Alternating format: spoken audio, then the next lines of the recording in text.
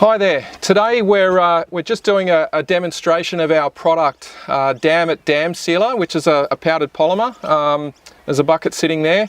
We wanted to demonstrate today how our product can be used. We get asked a lot of questions by customers from all over the world. Can I use your product when I've got no water in my dam? It's leaked and it's empty, am I able to use it? So our product is typically applied to the water of the dam when it's full. It sinks to the bottom, binds up all of the clays and silts and stops water leaking through porous soils. But this is a great example. So this is a recreational pond, if you like, that was dug a long time ago. It's not in an ideal situation. The soils are very poor. It's been allowed to silt up. It's always been filled from a bore or a well, and what's happened over time is it's silted up, it's full of vegetation, and the owners have said we wouldn't mind filling this with water again. So what we've offered to do is come in and clean out the vegetation and show how our product can be used. So it can be applied to dry soils, the same as if your dam, the water level was very low, you could apply it to the dry soil. But what we're going to do is show how that works. Obviously we've got to clear out some of the vegetation so that we get back to soil. The polymer needs to infiltrate and mix with the soil, and that's why we're going to give this a bit of a scrape, a bit of a clean up. But over the next little while we'll show you the project and show you how we can rejuvenate this pond and get it holding water again using our dam sealer, our Damit Damsealer. And hopefully this answers a few questions from those of you that might be looking at using it on your project. Just taking a look at this particular dam, this is a really challenging situation.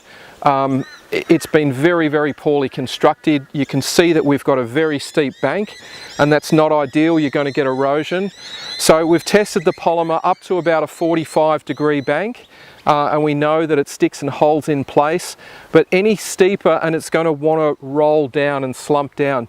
But as well as that, you don't want to construct a dam with walls that are that steep. You're going to end up with erosion. So you basically want a more gentle grade coming in, and that's going to help stabilize things over the longer term. So in this situation, what we're going to do, we've given it a scrape, we've taken a lot of the silt out, a lot of the vegetation, there's some leaf litter and things, and there's some silt.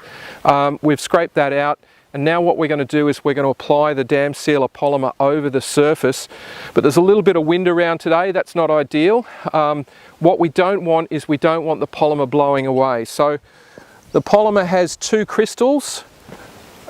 You can see that there's a dust component that almost wants to blow away, and there's a larger crystal which is a bit like sugar. And what we see people doing is grabbing handfuls of it and throwing it. And that is not an effective way to apply the product, because what happens is the wind catches the fine particles, blows them away, and the larger particles go a longer distance.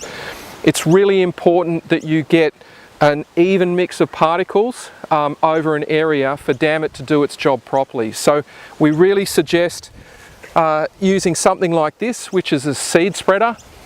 Gives you a nice even coverage. Yes, it might take a little bit longer, but it's going to give you nice even coverage. So if I've loaded that up and I'm applying it over the surface, the good thing about applying it over a dry surface, whether your dam is very low and you want to work onto the walls, or whether you've got a totally dry dam like this, if I apply this, it's much easier to see where I've got good coverage.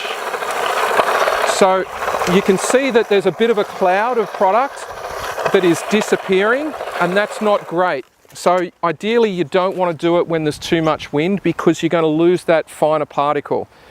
But you can see that you've got nice coverage, that you haven't missed any areas, and that's a real benefit of doing it when the dam is dry. What we'd recommend is grabbing a rake or something, and I've got a turf spreader here, and just giving it a light cover with soil, because what that does is it protects it. It sits there in the soil ready for some moisture, and as soon as you get a little bit of moisture or a little bit of rain on that, it's going to activate and it's going to start binding to the soil. So that's the ideal situation. You don't really want to displace it too much. You just want to put a very light covering of soil over it and try and keep it in place. The other thing that I wanted to mention about this is that it's not ideal when you've got water rushing into a dam. So the steep sides, we're on a steep bank here, it's not ideal. You want to put some water calming devices here to slow the water down so that it's entering the dam more gently. That's the ideal situation. Otherwise you're going to get scour and erosion anyway. Most of the issues tend to be deeper in the dam. Because that's where the water pressure is highest.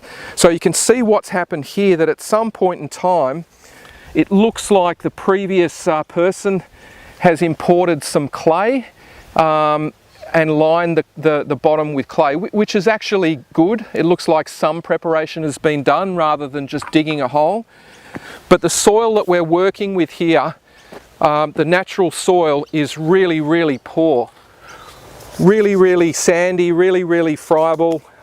It's not going to hold water. Ideally what you want is some clay, and I can see that this is good clay, but whether there's good coverage or whether there's enough coverage to stop water travelling through it, we're just not too sure. So this particular project, the owner has said, I want some water in this, I want to get some ducks on it, and I want it to look nice. So we're going to apply the Damit polymer over this dam, and when we get some rain it should activate in the soil and it should hold water.